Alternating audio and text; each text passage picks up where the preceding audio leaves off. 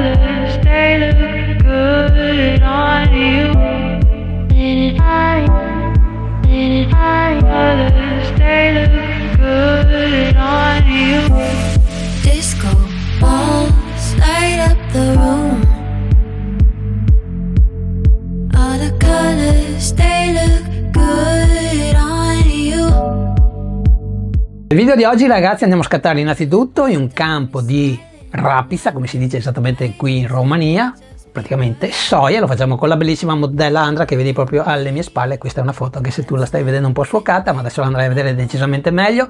Seguimi fino alla fine perché ti spiego alcune cose decisamente importanti, soprattutto perché ho utilizzato la D400 invece del classico D200 oppure la D300, e soprattutto ti volevo spiegare che ho utilizzato un modificatore che ti ho fatto conoscere un paio di mesi fa di SMDV della serie Flip. Questo è la serie Pro, che ha decisamente un diametro più grande rispetto a quella che vado ad utilizzare di solito, perché parliamo di circa 112 cm, 110, ok? È il modello più piccolo della serie Pro, ci sono anche dimensioni più grandi, però per me è più che sufficiente, soprattutto quando devo gestire tutto da solo, ok? Ho utilizzato due lenti, sempre di Viltrosch, ma sono decisamente molto contento di queste lenti che ha rilasciato proprio questa azienda cinese, soprattutto quando vado ad utilizzare una fotocamera APS-C come la 6007, ok? E 75 mm, che hanno entrambi un'apertura massima di f1.2, e questa è l'apertura che ho utilizzato proprio utilizzando un filtro VND proprio di AIDA. Cosa molto importante, guarda questo video perché ti spiego il motivo che non ho poi scattato in Night Sync quando abbiamo poi anche un flash così potente come la D400 Pro.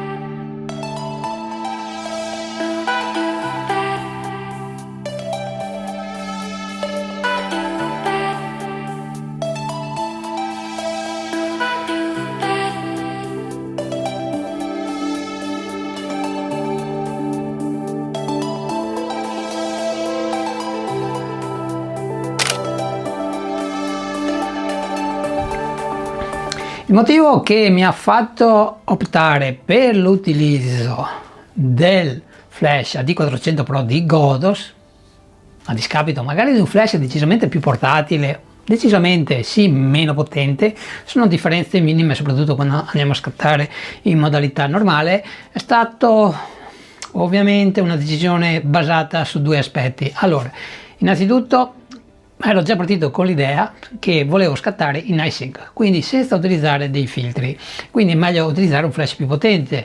Quindi avevo sì la D600, il modello quello più economico, non il Pro, e la D400 che è più leggero, quindi sono andato su questo flash tranquillo proprio con l'idea di utilizzare questo flash in Night Sync. Soprattutto lo dico anche perché sì, siamo agli inizi di aprile, ok? Aprile è la classica giornata primaverile, ok? Non abbiamo le giornate soleggiate che troviamo a giugno, a luglio soprattutto, e agli inizi di agosto, ok?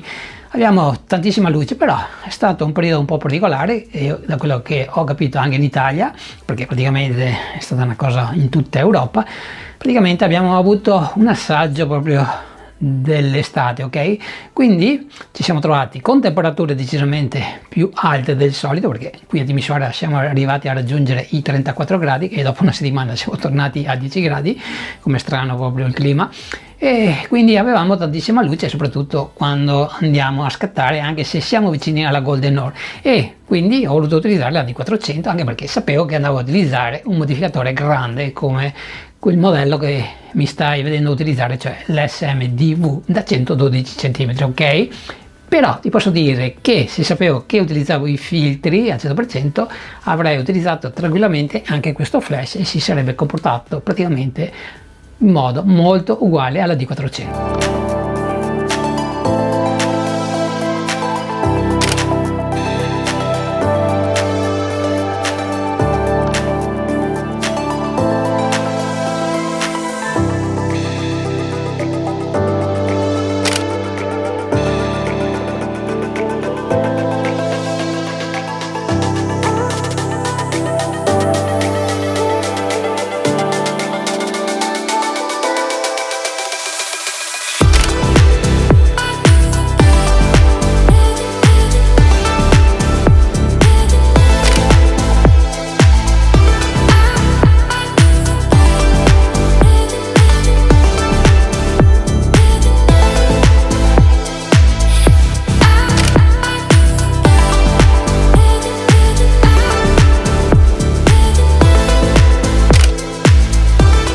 E adesso ti voglio giustamente anche spiegare perché poi alla fine sono andato a utilizzare un filtro VND. Potevo utilizzare anche tranquillamente un filtro ND16, ce l'avrei fatto benissimo a gestire quasi tutto, anzi un filtro ND32 se ricordo bene. Comunque quando hai un filtro come questo che toglie dai 3-7 stop riesce a gestire decisamente molto meglio la situazione, anche se consiglio sempre il filtro ND singolo, ok? Comunque questo di AIDA è decisamente molto professionale e non te lo dico come influencer che per forza deve parlare bene di un prodotto perché gliel'hanno regalato, ma ti invito proprio a vedere il filtro in questione sui discorsi sul foro giusto e vedrai che quello che ti sto dicendo io ti verrà confermato proprio dalla gente normale che utilizza proprio questo filtro. Comunque a D400 scattando in iSync si poteva fare sì e anche no, e non l'ho fatto semplicemente perché innanzitutto con la mia fotocamera, anche se avessi avuto la Sony A7C non sarebbe cambiato praticamente nulla, potevo gestire leggermente meglio. Comunque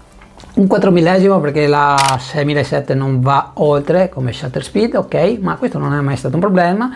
ISO 50, cosa che io evito di fare, andare proprio sotto ISO 100, non lo so, è una cosa che non mi dà decisamente quella garanzia che mi dà scattando a ISO 100, magari sono io fissato, ma comunque cerco di evitare. Comunque un 4 millesimo ISO 100, volevo scattare decisamente a un'apertura abbastanza ampia, f1.2 non ce la facevo in quel momento, quindi dovevo scattare a f1.8 a f2 se ricordo bene, ok?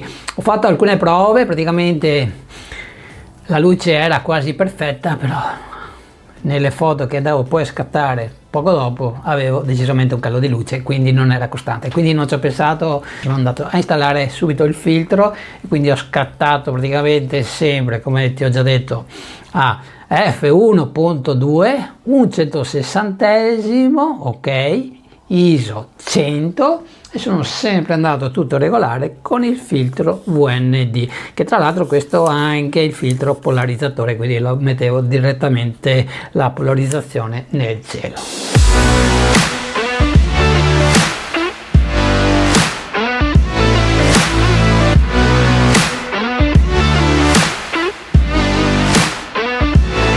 E per concludere ragazzi voglio rispondere a una domanda che secondo me i più attenti, ovviamente quelli che già fotografano con la luce artificiale, ma anche quelli che fotografano con la luce naturale si saranno fatti, e alcuni di voi vorrebbero anche tirarmi proprio le orecchie virtualmente. Sto parlando proprio dell'orario in cui ho deciso di prendere e andare via, ok? Perché vi ho messo anche il video dove è chiaro che nel momento in cui io chiudo il modificatore, se guardate il cielo era il momento proprio del tramonto e se rimanevo anche 10-15 minuti in più avrei ottenuto delle foto magari anche più interessanti, anche se io sono soddisfatto lo stesso. Ok ragazzi, sono contento anche perché poi non è che sia diventato più rosso il cielo, però le condizioni per quanto riguarda le luci erano più interessanti, non avrei neppure avuto la necessità di utilizzare i filtri, e questo ovviamente vado a chiarirlo per chi ovviamente si sta avvicinando proprio all'utilizzo della luce flash. Ok ragazzi, però